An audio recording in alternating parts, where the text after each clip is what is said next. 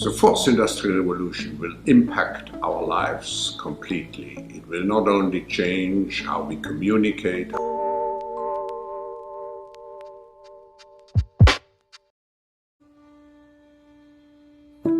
Connection is a spark that gives our lives meaning. It drives us to seek out others who feel the same way.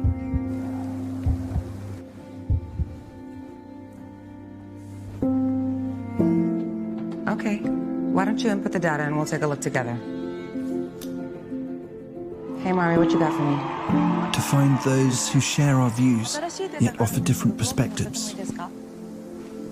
So this net. Look over here. Challenge us with new ways of seeing. That I think we should Deepen our understanding. And enrich our lives. 最后一笔的时候，往前。 Great things happen when we commit to something bigger than ourselves. Let's take a closer look at it. place this here. Let's see how we go from there, okay?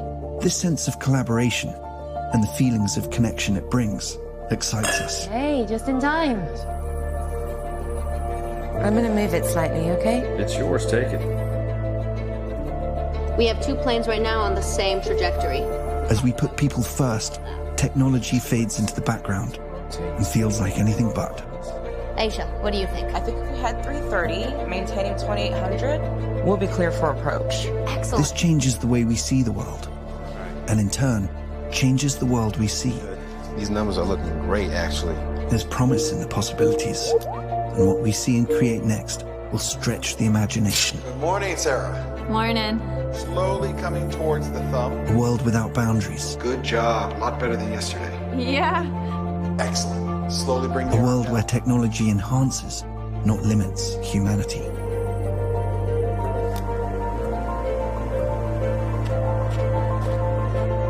With people front, center, and in the spotlight. The future is here. And here can be anywhere. How we would use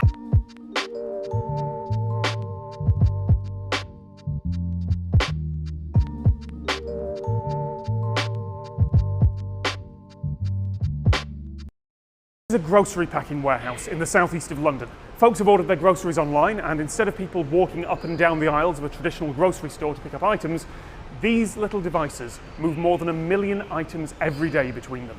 Instead of trying to build machines that fit into a world designed for humans, this entire facility, the size of 7 football fields, is custom built to make this as efficient as possible. I cannot get across on camera just how incredibly large this whole place is. The top speed of those boxes is about 14 kilometers an hour, and they pass within 5 millimeters of each other when they move. So, how many robots are there in the hive? Well, that depends on how you count them. What you're looking at behind me is the hive. We've got the grid, which is the metal structure. It's filled with product. So that product is housed within what we call totes, or these open boxes that you can see at the top of the grid. We have around 2,300 bots, and they move the stock around the warehouse so that we can pair it up with customer orders to be delivered.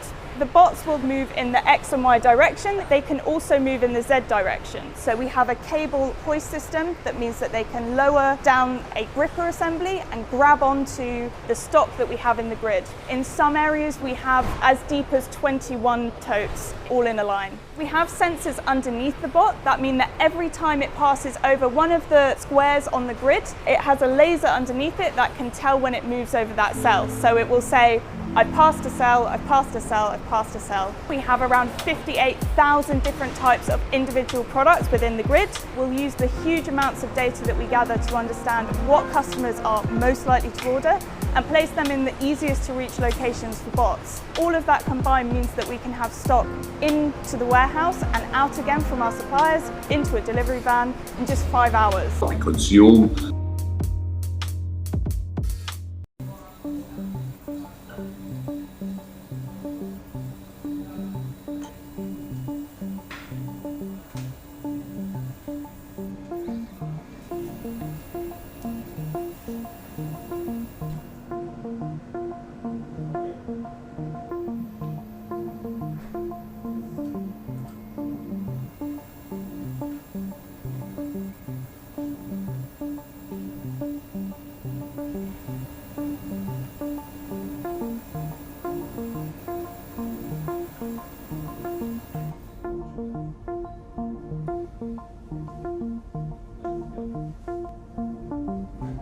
We analyze the different components that make those beautiful cuts and try to figure out which are the key components that we need to mimic in order to achieve those beautiful cuts of meat. We identified three main components: the muscle, the blood, and the fat. These are the components that we need to mimic in order to reach the perfect, beautiful steak.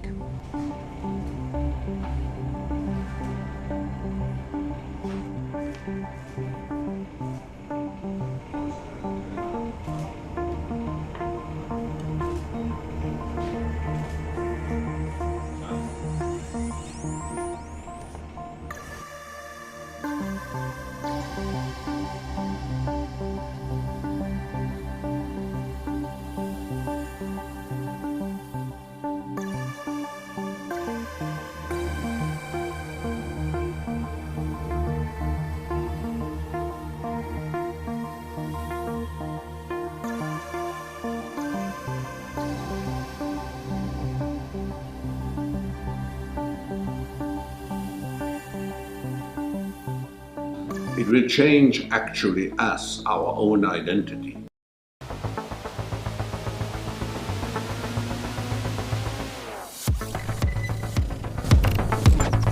Digital data storage devices are getting close to their scaling limits and have limited lifespans. Additionally, cloud-based storage systems and data centers are costly and consume too much energy. But synthetic DNA could store vast amounts of data with low maintenance costs for a very long time. Could DNA data storage for archival purposes be available soon? DNA is an unbelievable molecule that provides ultra-high density storage for thousands of years.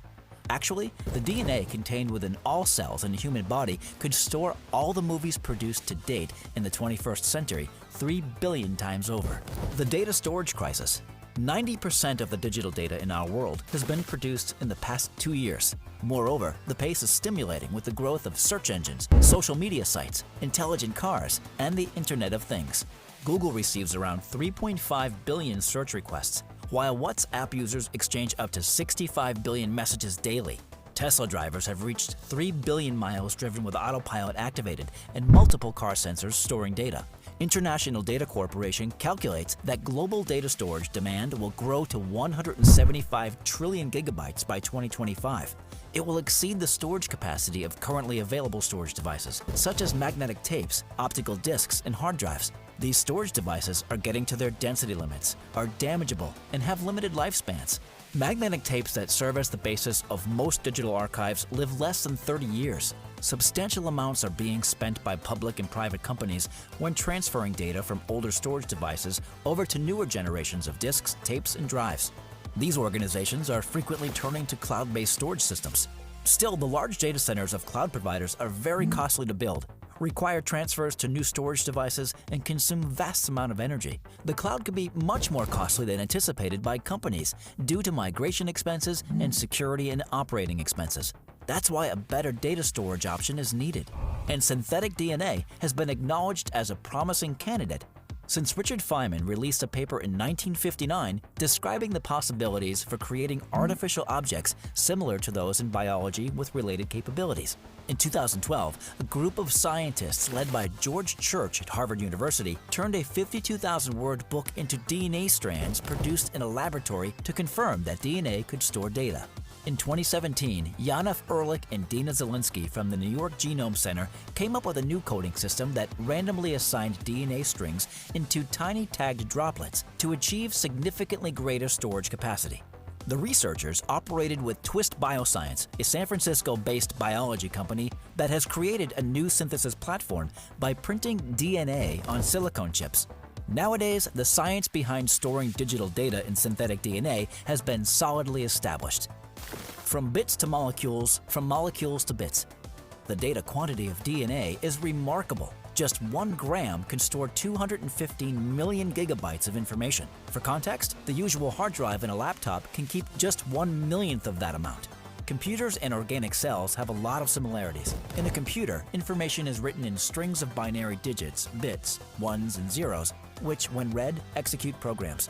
In a cell, data is stored in the 4 nucleotide bases expressed by the letters A, adenine, C, cytosine, G, guanine, and T, thymine.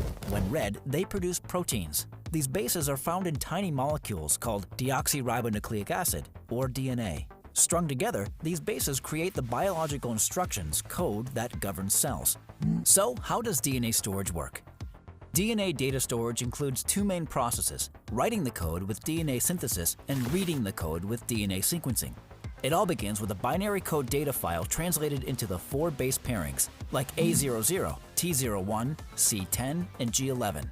These DNA molecules are synthesized letter by letter with enzyme catalysts or chemical reactions and indexed. After the segments are written, they are deposited in a container, regulating temperature and light to maintain stability. Regular options for DNA storage include frozen in solution, dried, or encapsulated in a bead.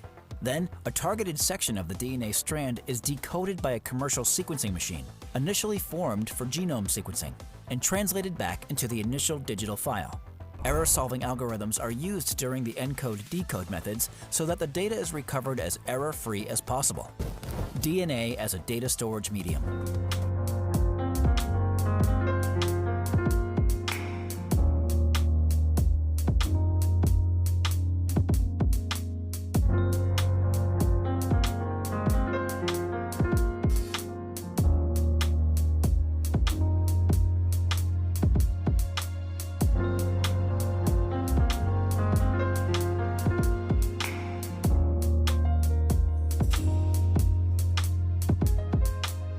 Of course, gives life to such policies and developments like smart traffic, smart government, smart cities.